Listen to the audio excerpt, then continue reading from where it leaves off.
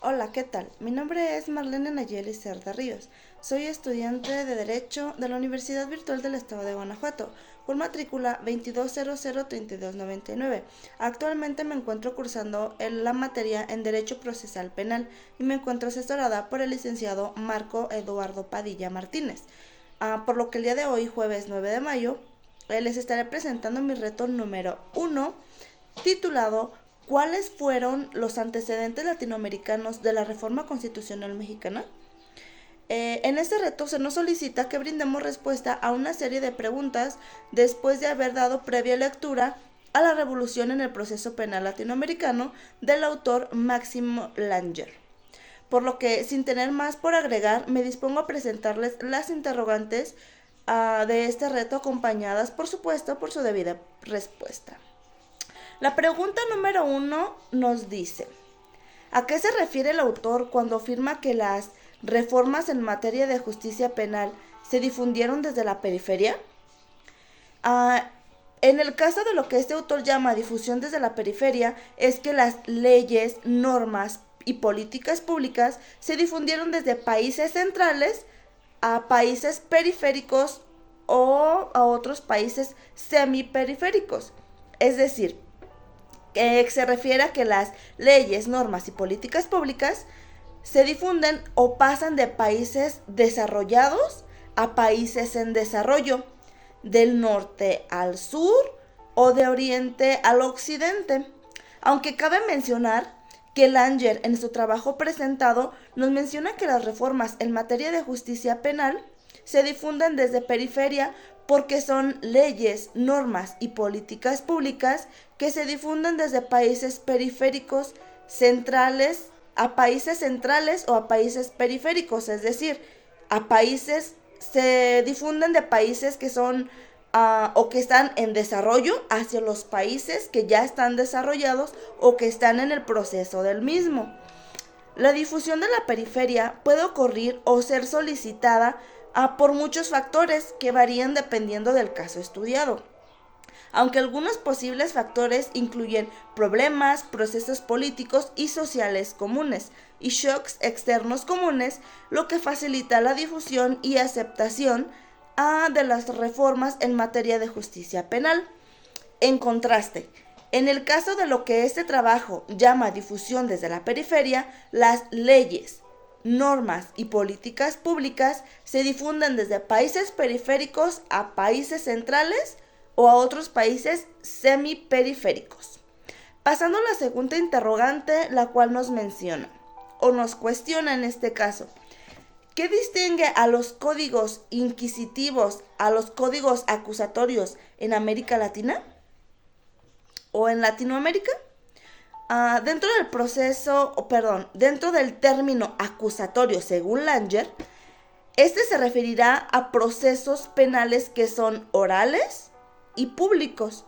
Distinguen entre las funciones de investigación y juzgamiento y proveen al Ministerio Fiscal, a la víctima y al imputado un número de mecanismos para resolver el caso sin tener que asistir a un juicio. Este modelo también incluye amplios derechos para el imputado, participación popular en el juzgamiento del caso, permite que la víctima tenga un rol más importante en el proceso penal, mientras que en el inquisitivo, este se refiere o se refería a procesos penales que presentan los rasgos opuestos al acusatorio. En primer lugar, el proceso penal inquisitivo fue dividido en dos fases principales: la fase de investigación preliminar, usualmente llamada sumaria o de instrucción, y la fase de juzgamiento y determinación de la pena, comúnmente conocida como plenario o juicio. Ambas fases se presentaban de manera escrita. En segundo lugar, bajo estos códigos inquisitivos, un juez estaba a cargo de la investigación preliminar.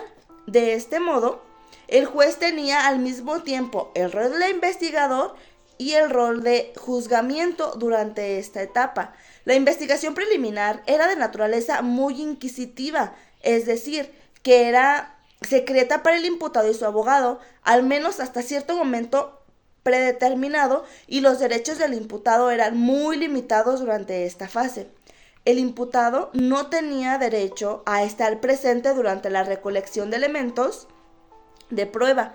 Tampoco había discrecionalidad fiscal. El mismo juez estaba a cargo de las fases de investigación preliminar y juzgamiento, ya que este código no solo carecía de suficientes derechos para el imputado, sino que también era ineficiente, poco confiable y no transparente. Además, el juez de sentencia podía decidir el caso basado en los elementos de prueba recogidos de un modo no acusatorio durante la fase de investigación preliminar. Por tanto, podemos decir que la diferencia entre uno y otro es el proceso que se lleva a cabo, pues como ya bien lo había mencionado anteriormente, estos códigos trabajan de manera opuesta el uno del otro. Continuamos con la pregunta número 3, la cual nos dice o nos cuestiona cómo influyeron los actores internacionales en la formación y expansión de la red de activistas y reformadores en América Latina. Los actores internacionales influyeron de manera positiva y autoritaria en la expansión de la red activista y reformadoras en América Latina, ya que todos los 14 países, la Agencia de los Estados Unidos como el Desarrollo Internacional, mejor conocida como la USAID, otros actores internacionales y o miembros de la red organizaron congresos, seminarios y programas de capacitación y sacaron publicaciones para explicar a los líderes y miembros de las comunidades legales domésticas acerca de la necesidad de reemplazar códigos inquisitivos por códigos más acusatorios. Además de argumentar a favor de los códigos acusatorios, miembros de la red enfatizaron que el proceso de reforma era una tendencia regional, con paralelos en Alemania, Italia y Portugal. Esta referencia a una tendencia regional fue especialmente efectiva, ya que generó una especie de presión de grupos sobre algunos actores de países que todavía no habían inducido este tipo de reformas, y así contribuyó a un efecto cascada de códigos. Como segundo punto a resaltar, tenemos que todos estos lugares miembros de la red y actores internacionales encontraron al menos una persona local con influencia política para abogar y proveer el apoyo político a este tipo de reformas. Entonces, la USAID y miembros de la red ayudaron mediante el cabileo a las legislaturas y otros actores domésticos claves, brindando entonces otras reformas, tales como las reformas en Bolivia, República Dominicana, Ecuador, El Salvador, Guatemala, Honduras, México, Nicaragua, Paraguay y Venezuela. La red de expertos activistas del sur jugó un rol crucial para las reformas que ocurrieron con participación sustancial de actores de países centrales, es decir, de países ya desarrollados, tales como son Estados Unidos, Alemania y España, que contribuyeron con recursos económicos, promoción y presión al atraer consigo las reformas que a su vez trajeron la solución para problemas, tales como la falta del debido proceso, transparencia e ineficiencia, y caracterizó las reformas como una convención de procesos inquisitivos a acusatorios. La adopción de los nuevos códigos procesales penales contribuyó a la obtención de los objetivos de los diferentes actores. Ahora, a manera de conclusión, además del análisis de la lectura de Langer, y para terminar este video, puedo mencionar que la relación entre el texto de Langer y la reforma constitucional en materia de seguridad pública y justicia penal en México es muy estrecha, ya que desde el Código de Córdoba, sus constantes reformas, la ordenanza procesal penal alemana, el proyecto 86, el Código Modelo, por mencionar solo algunos, fueron inspiración para las reformas en América Latina, así como en el caso de nuestro país, ya que todos buscaban o buscan y tienen el mismo fin en común, el cual es llevar a cabo el debido proceso, la eficiencia y transparencia en el sistema penal.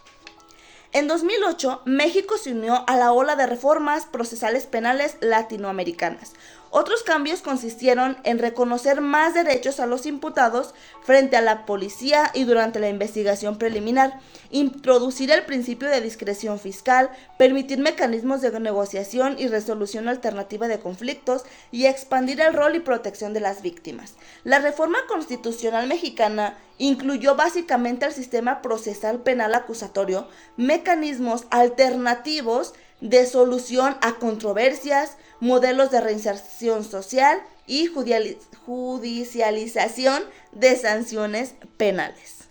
Bueno, por mi parte sería todo. Espero haya sido entendible y de provecho la información presentada. Yo me despido, nos vemos hasta el próximo video.